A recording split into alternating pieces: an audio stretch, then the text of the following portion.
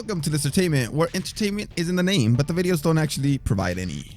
In today's video, we're going to see 10 knockouts that happened extremely fast in championship fights. All of these fights had a title on the line, and no one expected them to end so quickly. Imagine training for 2 months for a fight and having a chance to win or defend your title and then lose it in the first round. I guess it's embarrassing because everyone thought you deserved a chance to be in the championship fight, but you couldn't even last a minute. And it also must be very frustrating because you spent months of training and got nothing for it, except for a ton of money. If you like this video, please subscribe and like it below. Also turn on those notifications and share this video on your social medias. And please let me know in the comments, if you were given the chance to fight a boxing champion for $1 million, how long would it take you to hit the ground and pretend to be knocked out? For me, it would be a new 1-second knockout record. Prince Ahmed was a great fighter from Great Britain who during his first defense of his title in 1996 faced off against Said Lawal. And well, if you know Ahmed's career, then you already know what happened. Close. Round one. Oh my word! That was the right hand we were worried about. The fight's all over. The fight is all over. His legs have gone. The referee could just call this. Nazo, I wonder if he'll back off and just let him recover.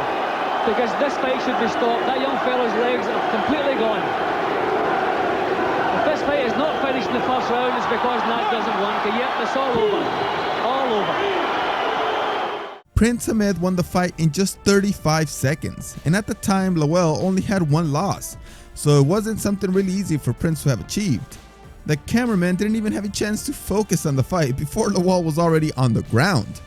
Ahmed's patience when other fighters are hurt and he has a chance to win the fight is incredible. He only threw 3 punches and never even used his left hand, which is where his true power was. In 1996, Bernard Hopkins, a tremendous boxer, faced Steve Frank in his first defense of his middleweight title. Hopkins holds the record for beating the oldest champion when in 2014 he won a title at the age of 49. But in this fight, this happened. Luis Vada did in his bout with Terry Norris. Now Frank's idea is stay away, jab, don't give too much ground, and hope to fight him later in the fight. Good right hand right out of the box, down goes Frank. Right there. First punch of the night. You know, when a fighter takes a fight on only 7 days' notice, you think he might come out and take his shot early because conditioning will be a factor later. Here, he doesn't take a shot, he looks, he waits, hesitates, and bang, he's caught. And he is hurt, too. It's over. In this fight, Frank only had 2 losses in his career, but he came from having little activity. As we could see, Frank wanted to block Hopkins' jab with his glove, and this left him exposed to receive a tremendous right that hurt him a lot. Then Hopkins came at him like a fly to crab and knocked him out.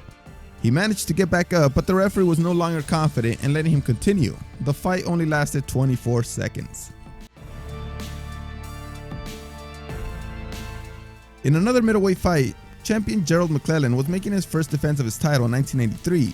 In this fight, he faced Jay Bell, who had only 1 loss in his career. For the WBC Middleweight Championship, Jay Bell in the white trunks, he's the challenger, and in the front gold is the champion Gerald McClellan. Bell, a former defensive captain for the Howard High football team in Chattanooga, 150-pound linebacker, off the field an honor student. And look at this! A big left hook to the body, right in the solar plexus, it appeared to me. Jay Bell is sprawled out on the canvas. Jay Bell entered with great desire, throwing strong punches but missing them very badly. He seemed to just be scaring the flies away from the champion. Later, McClellan also missed his own punch to the head by a lot, but he did know how to throw punches right behind it that hit Bell and his body, completely knocking him out. A good blow to the liver was all that was needed to finish this fight in just 20 seconds.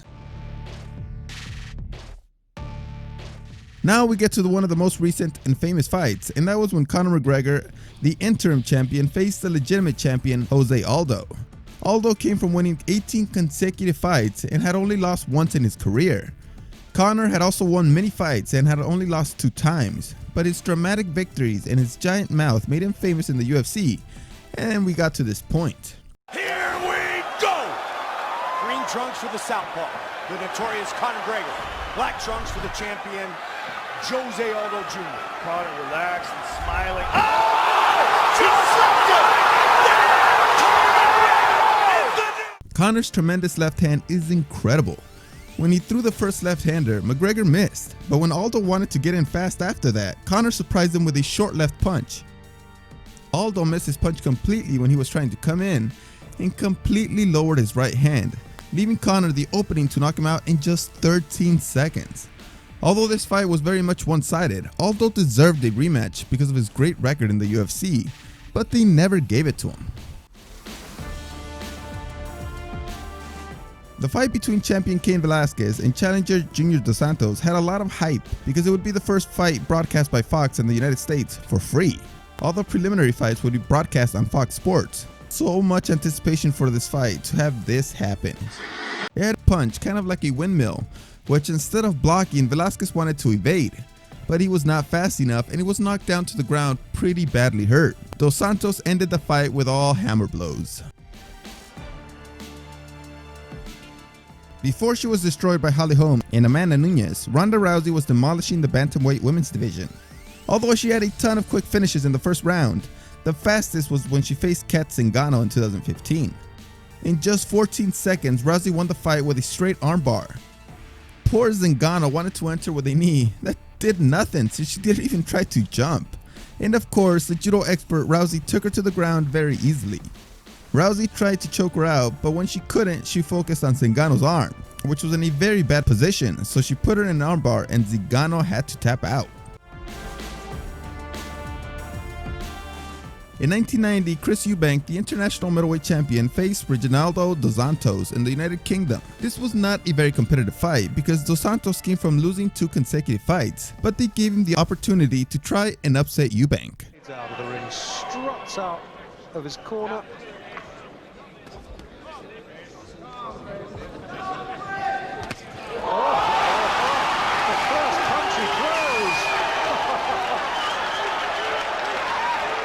They gave him the opportunity, but he didn't take it because Eubank knocked him out in just 20 seconds. Just watch as Eubank goes straight to the center of the ring and just sits there ready to throw punches. Both of them set up their own punch, but Eubank was a very fast boxer, so he beat Dos Santos to the punch and knocked him out with a tremendous right hand. He made Dos Santos look like a fallen zombie. In 2002, we saw the fastest knockout in flyweight history. The fight was between champion Pangslaklek Wanjakam of Thailand and Daisuke Naito of Japan.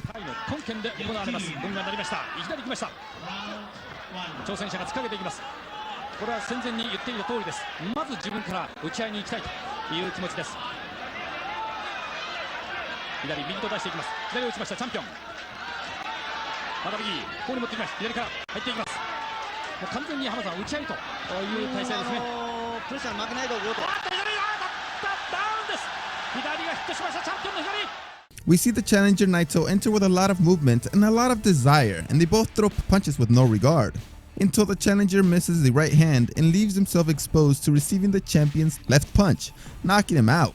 The referee started to count, but he couldn't get up.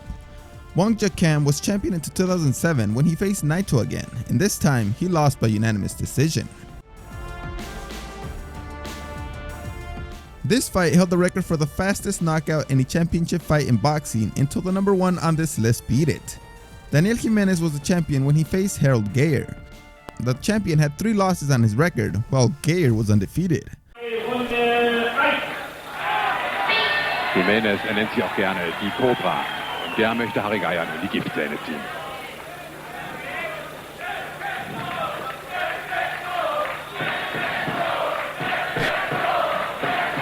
Und da ein Niederschlag, direkt ein harter Treffer an den Kinnwinkel von Harry Geyer. Und oh, das sieht ganz schlecht aus.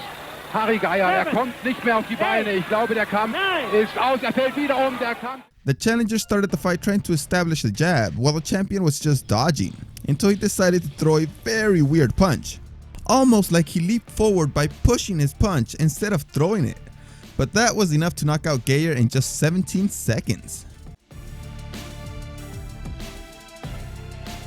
South African Salonika Tay was the featherweight champion in 2017 when he faced his compatriot Zibonizo Gonya in Northern Ireland. The champion had a record of 25 wins and 3 losses, while the opponent had 11 wins and 1 loss.